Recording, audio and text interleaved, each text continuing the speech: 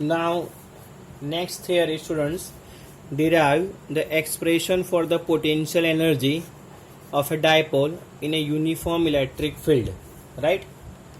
Means हमको potential energy calculate करनी है for the dipole when we place the dipole into the uniform electric field. Right? So now we can consider that is the uniform electric field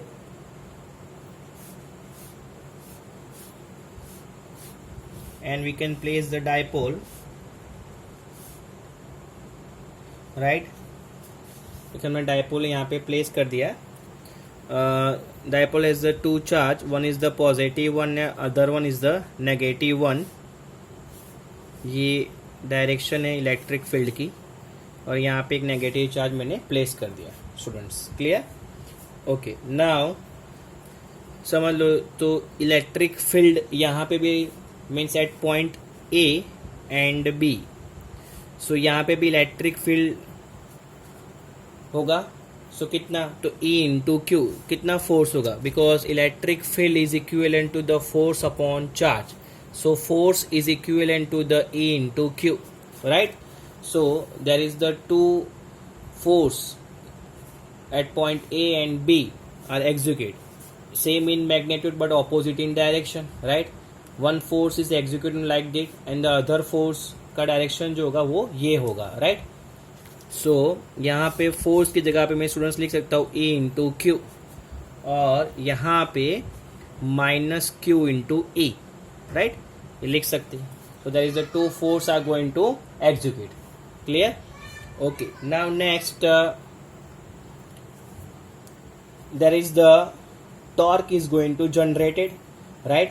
because एक force यहाँ पे लग रहा है and पे और दूसरा फोर्स इस डायरेक्शन में लग रहा है. Students, right? सो यहाँ पे ये रॉड जो होगा, अगर एक पॉइंट पे इस डायरेक्शन में फोर्स लगा और दूसरा ये, तो ये क्या होगा? रोटेशनल मोशन स्टार्ट कर देगा. राइट? सो जहाँ पे रोटेशनल मोशन होगा वहां पे क्या यूज कर सकते हैं स्टूडेंट्स हम लोग? Torque. So torque is equivalent to the force into perpendicular distance. Right? Okay, now यहाँ पे समझ लो ये एंगल हम लोग थीटा कंसिडर कर रहे हैं और ये जो है it is the perpendicular distance जो हमने आगे भी चैप्टर 1 में कैलकुलेट किया हुआ है. समझ लो इसको हम लोग नाम लेते हैं सी. तो ए सी हमको कैलकुलेट करना है. So sine theta is equivalent to the opposite. Right? ये जो एंगल हमने कंसिडर किया है sine theta is equal to opposite means A C upon hypo. ये डाइपोल है. सो डाइपोल के बीच का डिस्टेंस कितना होता है स्टूडेंट्स? 2a. राइट? सो यहाँ पे मैं ए बी की जगह पे 2a लिख सकता हूँ, opposite upon hypotenuse. So A C is equal to 2a sine theta. ऐसा हम लोग लिख सकते हैं. एंड ए सी क्या है students? Perpendicular distance. A C क्या है? That is the perpendicular distance. ये दिख रहा है ना आपको 90 डिग्री परपेंडिकुलर डिस्टेंस है. Clear? So torque is equal to the force. Force कितना लग रहा है students? Q into E and perpendicular distance means 2a sine theta.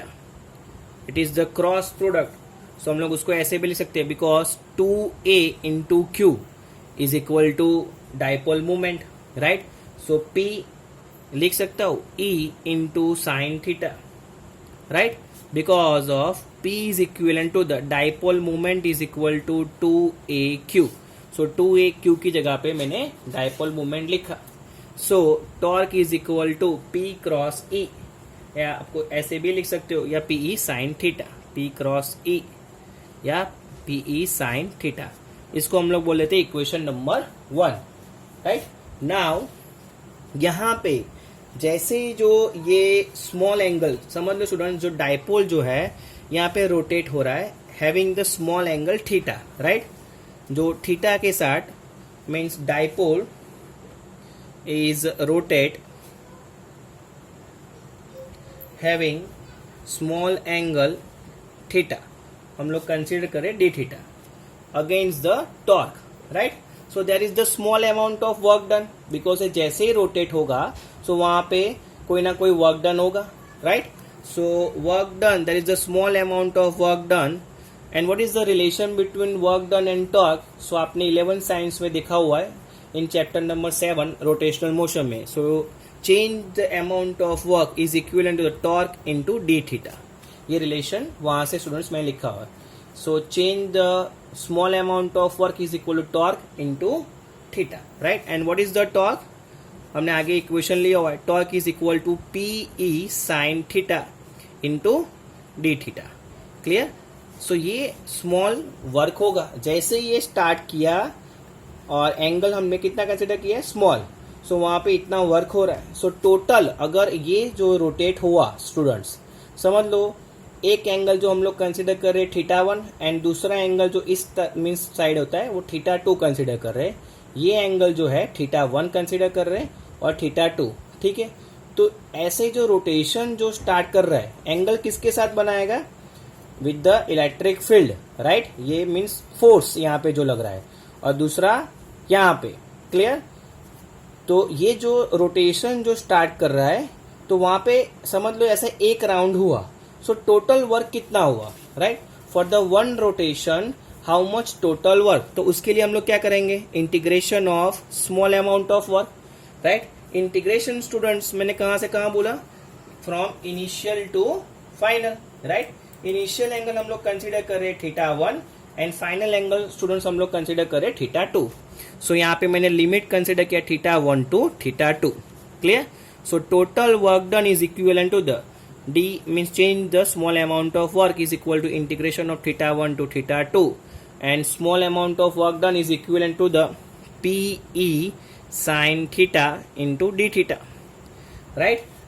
बाकी का स्टूडेंट्स यहाँ पे कॉमन हो जाएगा, राइट। किसका हमको इंटीग्रेशन करना है, एंगल का। So p means dipole movement into electric field common, θ1 to θ2 sine theta, integration of sine theta into d theta, right. Okay, sine theta का इंटीग्रेशन स्टूडेंट्स होता है,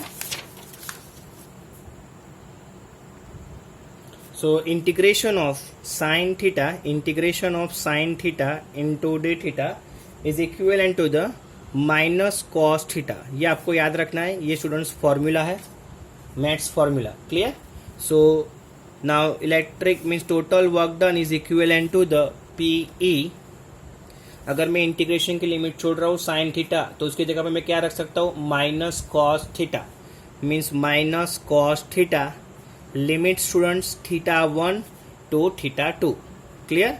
okay, so total amount of work done for the dipole in a uniform electric field is equation PE, right, minus cos θ2 minus cos θ, higher minus means minus minus plus हो जाएगा, तो plus cos θ1।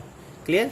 इसको हम लोग rearrange करके ऐसे भी लिख सकते हैं, PE cos θ1 minus cos θ2, right. ये फाइनल इक्वेशन है। How much means there is the total potential energy of a dipole for the uniform electric field, right. It is the total potential energy. इसकी जगह पे आप student symbol U भी use कर सकते हो, means U is equal to potential energy is equal to P into E cos θ1 minus cos θ2। Clear.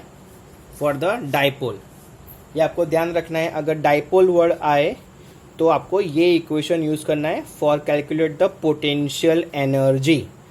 Clear students.